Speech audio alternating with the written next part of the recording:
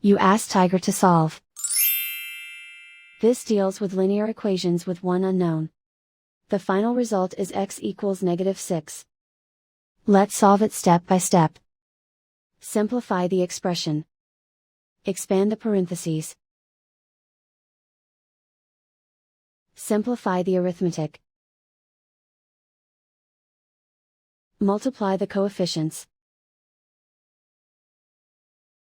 Expand the parentheses.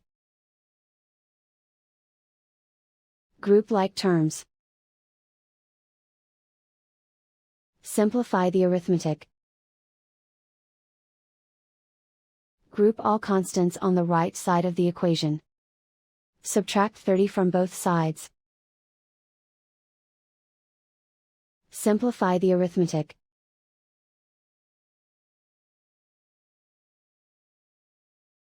Isolate the x. Divide both sides by 5. Simplify the fraction.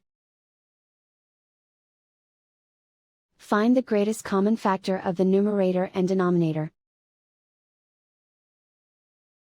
Factor out and cancel the greatest common factor. And so the final result is x equals -6.